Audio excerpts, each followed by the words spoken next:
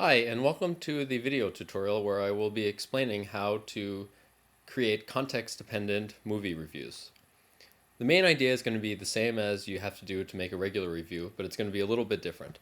So the first thing you have to do after you log in is select a movie that you want to rate. And let's say that we want to rate The Wizard of Oz. So we click on that. We could also, if we wanted, we could choose the movie based on the alphabetical list. Now, once we get to here, we're going to first give it an overall rating. Now, Wizard of Oz is a pretty good movie, so I'm going to give it a 9.0.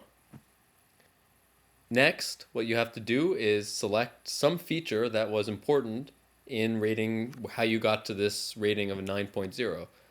So in this case, I think one of the important things would be, scroll down the list,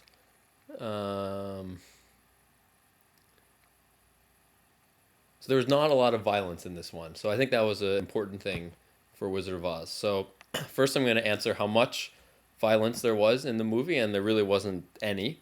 Maybe a little with the Wicked Witch, but not much. And how much did I like this amount? Well, I'm going to say I liked it a lot.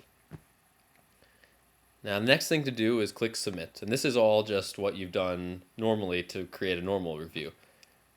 Now, to select a context review, meaning a setting where maybe we want to watch it in a movie theater, or we want to compare it what it would be like when we're with friends or by ourselves, we're going to look at this drop-down box where it says select a context, and we're going to choose whichever context we want to rate what we would think of the movie in that setting.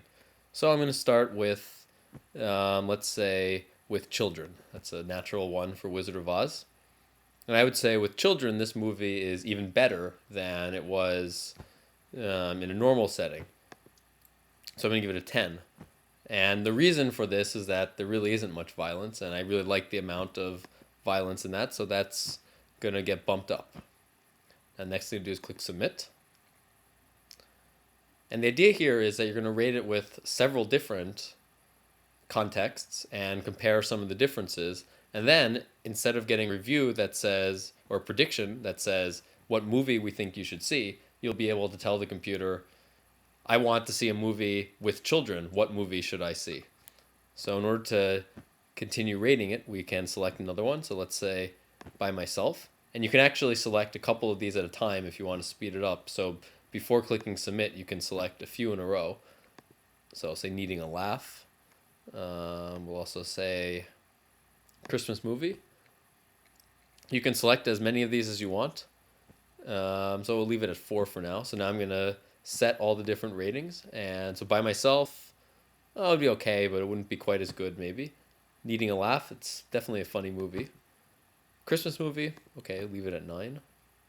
For some movies, you might find that in all contexts, they have the same ratings, and that's okay too.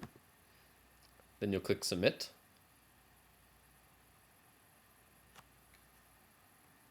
Now once you're done, you click Return to Item Listing.